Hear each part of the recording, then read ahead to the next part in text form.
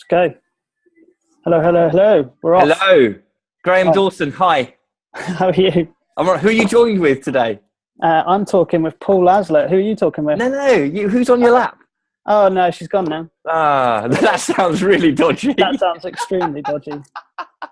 It was a dog. Yeah, that's just rude. Yeah, she got bored. She got bored of us. Sitting on your lap. Anyway, Right. moving on. What we're going to talk about today is the quickest way you can improve, whether you're on the bike or whether you're running. What's the one thing that everyone should be doing to get faster in the next 10 days? Quicker, more powerful, whatever, in the next 10 days. What is it, Graham? For me, something I need massively, weight loss. Yes. So it's very, there's a lot of stuff out there at the moment, and there's a lot of people either through nutrition or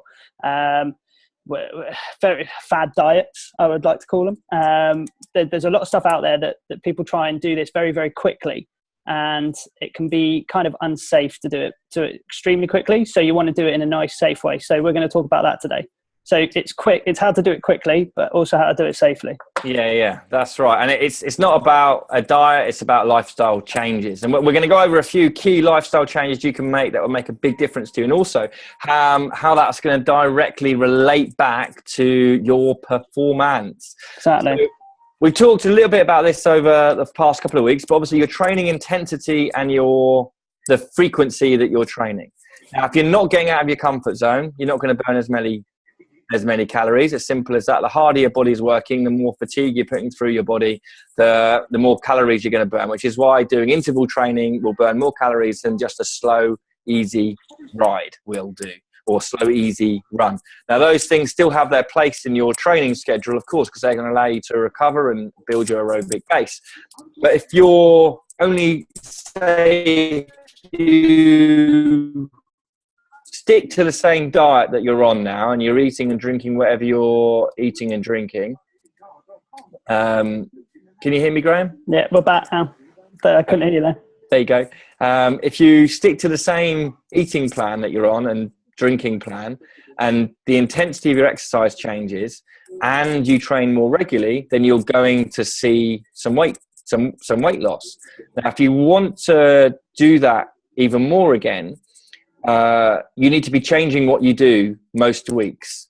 So I know Graham as a cycle coach, then when you're looking after your clients, how often would they do the same workout? Never.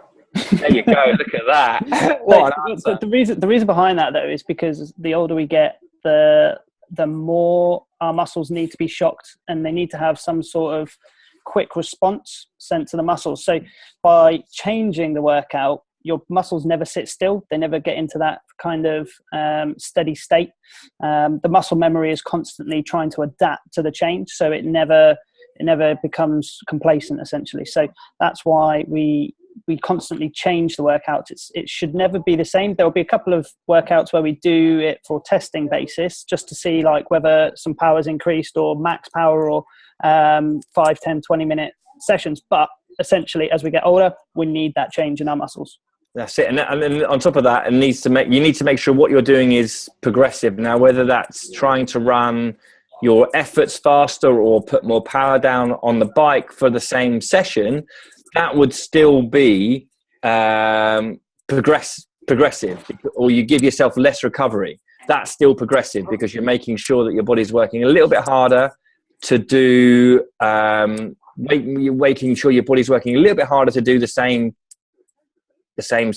effectively running at the same speed or cycling at the same speed. But you're just giving yourself less recovery to do it. So week 1, for example, you could do like 3 times a mile if you're a runner, and you could run at 8-minute mile pace and have 2 minutes rest. Week 2, give yourself 1:45 rest. Week 3, 90 seconds rest. So you run the same session, but you just change how you do it so your body's progressing. Yeah. So it's the same for us. So in terms of the cycling, it is sometimes you can do the same sessions. You'll just change 1 or 2 different areas around, whether that's recovery or whether that's duration spent actually working. So similar type of thing, but you can change it, or you can completely change the workout altogether just to shock the system. shock it up. And obviously a big thing that comes into it is food. And we all love food, don't we? We all love food. And some people just run and ride to maintain weight. Some people run and ride to lose weight. Now, you've got to decide what you're trying to do. But if you want to increase performance and want to see your power to weight ratio go up, then there's no harm in dropping a couple of pounds.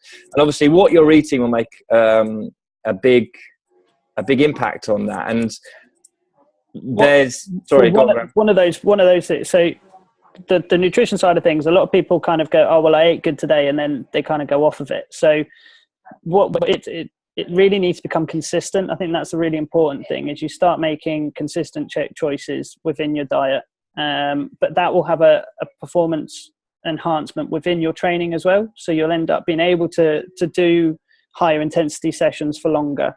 And then that's when you start to see those changes, because then you burn more calories because you're working harder for longer. And that's when you start to see some shifts in the weight as well. That's it. And I think with the food side of things, I think if you decide, look, I want to, you got to get to the bottom of why you want to do something. So if you want to get faster and want to improve, and you think, okay, well, if I drop 3 or 4 pounds, that is the quickest way of getting faster, because you're increasing your power to weight ratio. So the time you're kind of thinking, shall I have this donut or this bit of cake? Everyone knows what's good and what's bad. But like Graham said, it's making sure that you make good choices more regularly than not. 70-30. Everyone's got to enjoy a beer every now and again, or a glass of wine, or a treat. That's part of life. That's fine. But as long as that's not outweighing the effort you're putting in your training, basically. And the other thing on top of that is fluid, water, booze, caffeine. I love coffee. I'm just throwing it out there. But I know caffeine will dehydrate you, but also can be seen as a performance enhancer as well. But I think if you're having too much caffeine in a day, then your body's not going to be able to perform well, because caffeine it's a toxin, and it can put stress on your body. So imagine when you're training, you're trying to put an extra bit of stress on your body because you're working hard, and it's already under a lot more stress because of the caffeine in your body, then you're not going to be able to perform as well. So I know you've got a few stats. You love your stats. So give us some stats on some hydration, please. Okay, so if you are hydrated, i.e. you've drunk probably 2 to 3 litres of water in the day, your body will you'll burn an extra 20 to 30% of calories. So your body will work 20 to 30% more efficiently if you're hydrated. And that's pretty remarkable. I mean, we're already made up of quite a lot of water anyway, but 75% water, something like that.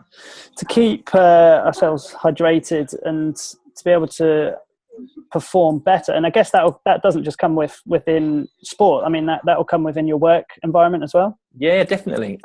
So just to get the best out of your body, whether that's how you're thinking or whatever's going on in life, if you're hydrated, then your body's much more able to deal with whatever it is that you need to do.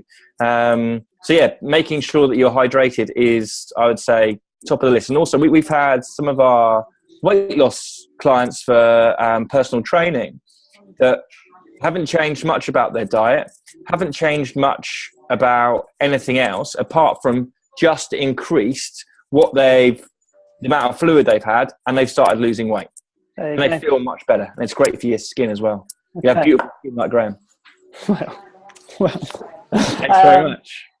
Okay, right. So let's wrap it up. So we wanted to try and keep these a little shorter. So we're not going to blab on that much. So this has been 9 minutes so far. So we're going to just wrap it up really quickly. So top 5 ways then to start that weight loss journey. Top 5 ways: drink more water, eat less crap, eat more regularly, don't follow a diet, and train smarter. There you go. Sounds simple, doesn't it? Easy. And can I give you another stat before we go? Love stats. Go for it. So 10 seconds, wrap it up. Oh, no, I don't want to put pressure on me. Your VO2 max is your body's ability to process oxygen and give you energy to move quicker, whether that's cycling or running. Now, they reckon for every, you have a certain amount of points for... Right, gotta go. That's it. 40 or 50 points, for example, for your VO2 max. Now, for every pound you drop, they reckon that's half a point or a point onto your VO2 max. And every point you add to your VO2 max, whether that's through carrying less weight or whether that's through training or both, can equate to around 2 to 5 seconds faster a mile. I like that. That makes me about 1 second faster in about 2 weeks. There you go. Well, it's progress, isn't it? But I think with it as well, you've got to think about, imagine going the other way and carrying an extra 5 kilos on your back when you were riding or running. Well, I find it really powerful to. I just have a weight holding up my door in my studio, and it's amazing when you just pick up a 1 kilogram weight, how much weight that is and how heavy it can be. Because you're very weak, Graham. Cyclists are supposed to be weak. But no, when you pick just 1 kilo up and you just go, God, blimey, imagine if I could lose that. It's a very powerful, very easy way to just gauge what it would feel like to lose that weight. You go ride up your next hill with an extra 4 or 5 kilos on your back. Take it off, see how much quicker you go. Yeah, it would be horrible. I know people that do mountain biking with bags of stuff. Mental. Right. Crazy. I think that's good. We wanted to keep this short, like I just said, so we don't want to keep you watching these for hours and hours. So we will be back next week, and we will be talking about another topic to do with training to keep you on your toes. And if you've got any questions in the meantime, if you could just pop them into Facebook down below this video, or if you could email us, do whatever. We want to try and get some of your questions in. So that would be awesome if you could do that. And anything else, Paul? See you later. Awesome. Right. Man of many words. There you go. Thank you for watching. And like I said, if you've got any questions, pop them below. We'll speak to you soon. Bye. See you later.